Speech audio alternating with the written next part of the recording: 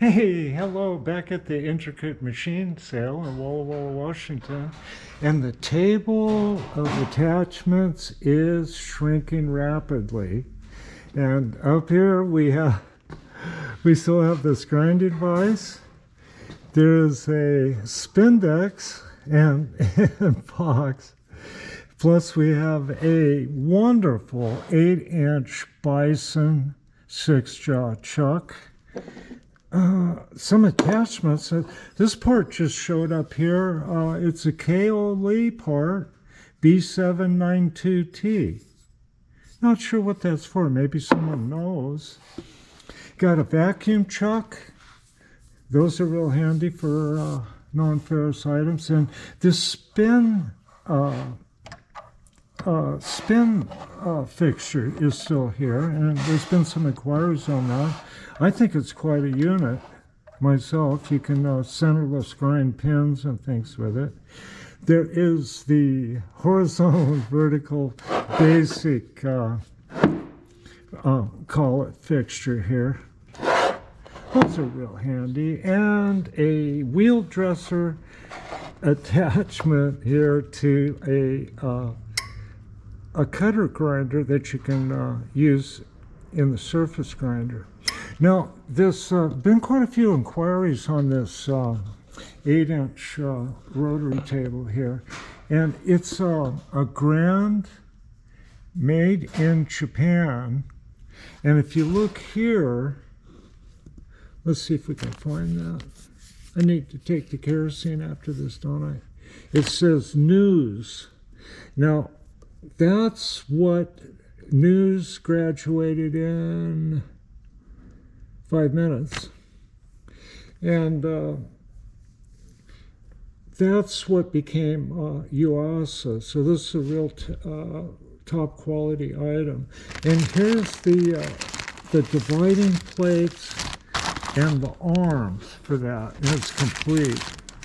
And I believe that these dividing plates can be used on any size of these tables, the use type tables. Okay, so that's top tier there. And down here we have the made in Poland, which I believe is Bison, or maybe it's another company, 2-jaw chuck. And this thing's like new. And it's made to adjust true. And it's really a handy thing for square and other shapes. And he still has this incredibly nice, it's a mixed set of 5C collets. He said he'd take $250 for it, and that's a bargain compared to what you can get for $500 new. Many of these are hard inch and some other brands, but this is his working set of collets here, and they're all good. And the other ones have been cast aside.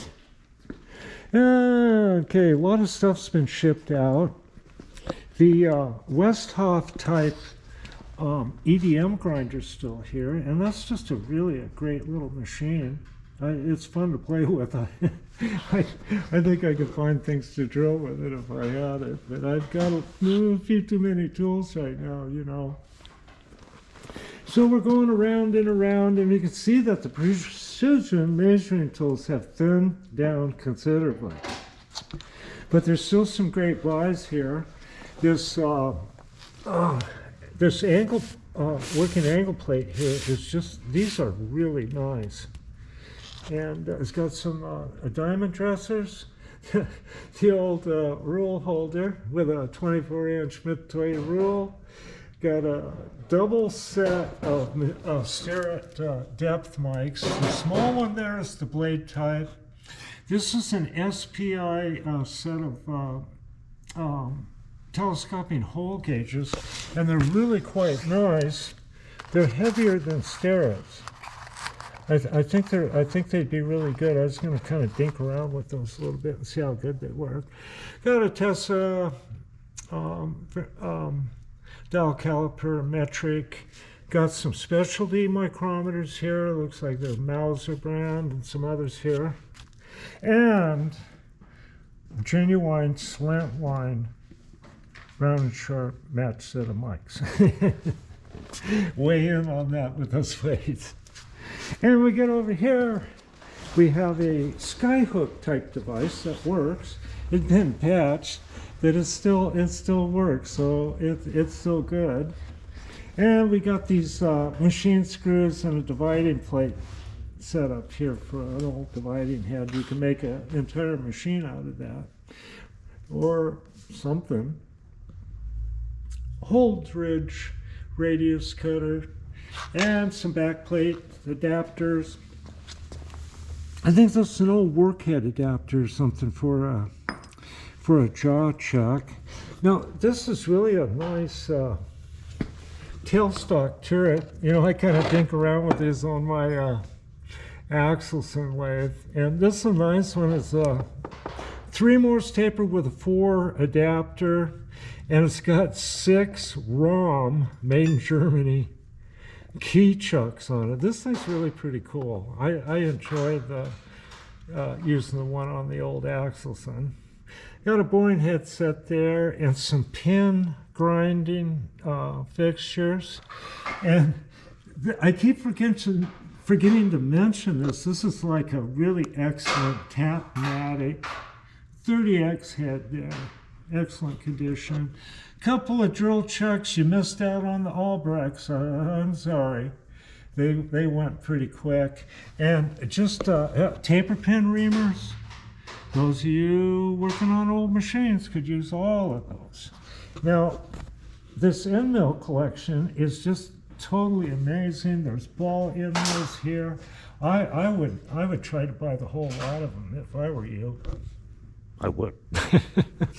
I've got quite a few end mills myself over a period of time. And plus, I got good news on the end mills. I'll show you in a little bit. Now, this, you see, I got that other collet closer, that front operated one. It matches the tailstock turret I have on the Axelson, and I'm fitting that on there, and I think it's going to be a real kind of kick in the pants. And what else did I find here? Rob found it. Let me see if I can find it. And while I'm doing that, we've got there was 2 of these wrenches, and I accidentally kicked one under a machine and I can't find it. So you better get that one. It's a 3/8 square. And we got a mist coolant here, and there's another one over there that's really interesting too. It's really a good one. I think both of these are really good, but that one over there looks quite interesting. And all of these things here. What in the world? It looks like a die for a coin. Penny. EDM'd in. Oh, that was done on an EDM, huh? Yeah. So That'd be a pre-1982 penny because they're not copper after that. Oh. Well, that's some EDM work here. Now, see these tits? That's from the oil coolant holes that the Westhoff drill thing drilled. Oh, so that's the electrode. So that's really neat. Yeah, you can put some BBs in there and squish them in your press and become a millionaire. Pennies. Really, really. And it'll only happen here, folks. Yeah, this is a JFK collet set up here. It's just really nice. Very nice setup here. Someone needs that. And a right angle Bridgeport head with the handle. Rob found the collet wrench for that. I can use on that other collet closer. You see, it's got these 3 pins or little protrusions. You just stick them in the slots, and I can screw that collet into that Inco thing, which is really quite interesting. So we can make some progress on that, and we'll come back around, and there's still old grizzly lathe here he'll sell. Nice one. These are good machines. He's got a bunch of stuff for it there. We're going to start getting this support equipment out. But, okay, now over here, we still got a lot of lookers at this. But, okay, I'm in trouble now. I did it, folks. I'm buying the Herrig air spindle for educational purposes, right? So here's the spindle here, and there's the body. Okay, I'm going to take this, we'll get it set up, and I have not a lot of experience, but I was instructed by a Navy machinist at the community college. Then I got Rob here for backup, so and I have a feeling I'm going to need a lot of backup on some of this stuff. Well, okay. This is an awful nice grinder here. I hope you're all having a good day. Okay, have a look around at this place here. Yeah. He's been here a very long time. Over 30 years.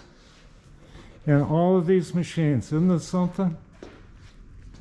It's really amazing. Okay, folks. Thanks for looking.